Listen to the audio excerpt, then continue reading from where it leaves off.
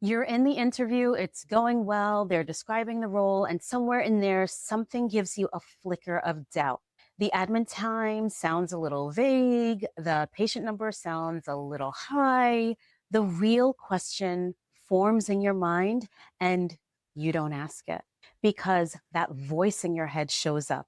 Don't be difficult.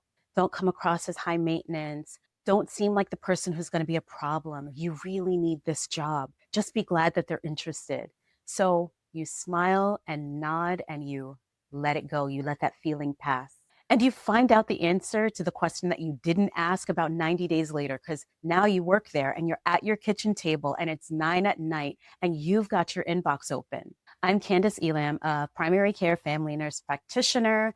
This is part two on the series about reading the job behind the offer. The first video was about the economic fact underneath all of this, that you are a worker whose product is the visit and what that does to your day and to your career.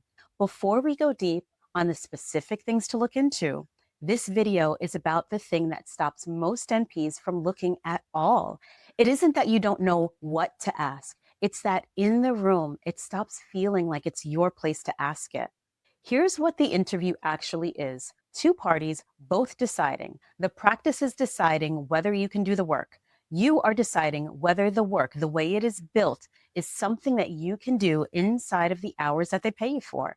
Those are equal questions. It's an exchange, not an exam.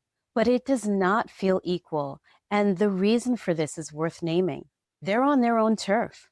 There is a title across that table, sometimes a whole panel of people with these grand titles, and they have something that you want, which is the job. And you walked in as the one hoping to be chosen. So the whole encounter tilts in your head before anyone says a word, and you slide into the posture of someone who's auditioning instead of evaluating. Now, that tilt is completely understandable. It is also not the real structure because the practice in that room has an empty schedule that is not generating visits and a panel of patients with no provider. Remember what the product is. Their problem is an unstaffed source of revenue, and you are the person who can fix it. They need to fill that seat as much as you need to fill it. The power in the room is far more even than it feels from your chair.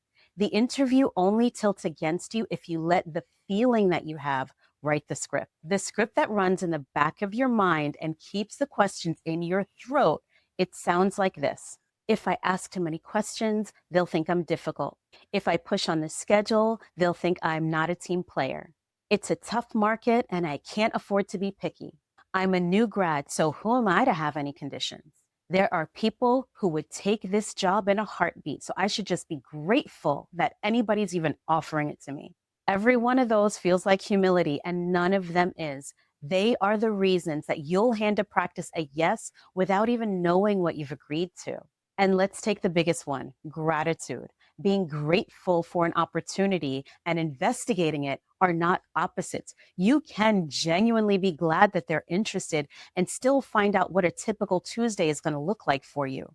A surgeon is grateful for the OR and still counts the instruments. Gratitude that stops you from asking is not gratitude.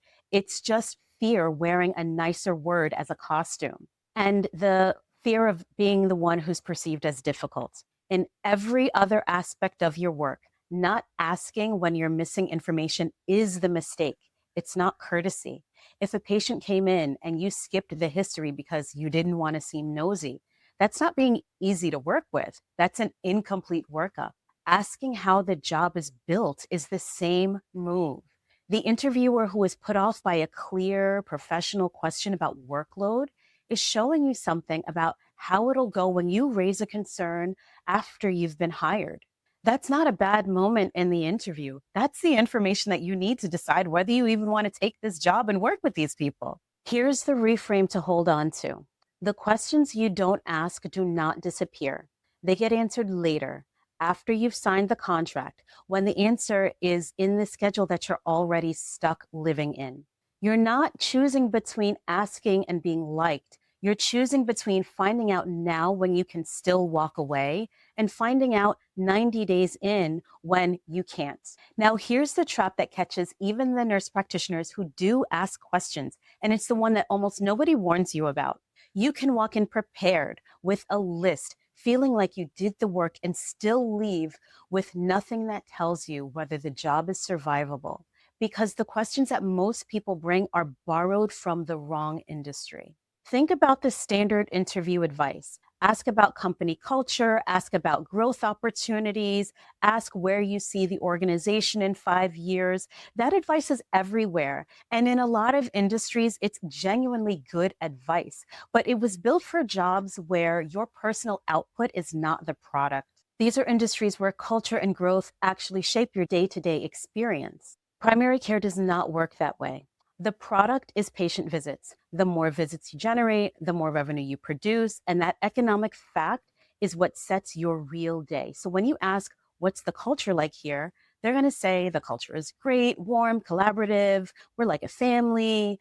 And you get that feel good answer, but you still don't walk away with anything that helps you to really make a decision about the job. It doesn't tell you how many patients are going to be on the schedule, whether there's any time for the inbox, whether administrative time is real, whether you're covered on the days that you're out. How does it feel to work here is different from, can this job actually be done during the scheduled business hours? And only the second one protects your personal life. That's how nurse practitioners leave a job interview feeling confident and satisfied and holding answers that are completely irrelevant. They ask questions that work well in other fields and never ask the ones that fit the economics of the field that they're in. The generic advice isn't wrong everywhere, it's just wrong here because it never accounts for the fact that in this job, you are the thing that generates the revenue. So the shift isn't to ask more questions, it's to ask about the right things, not culture, but feasibility, not how it feels, but whether the work fits inside of business hours and whether the job enables you to protect your personal life and your license. Now, the exact wording for those questions and how to tell a real answer from a smooth one is a genuine skill, and it's not something to improvise live when your nerves are up. That's what the interview tools in the Chart Smart Careers job selection line are built to hand you. I'll link them in the description as they open. And whatever you do get answered in that interview room, remember that a warm answer across a table is not binding.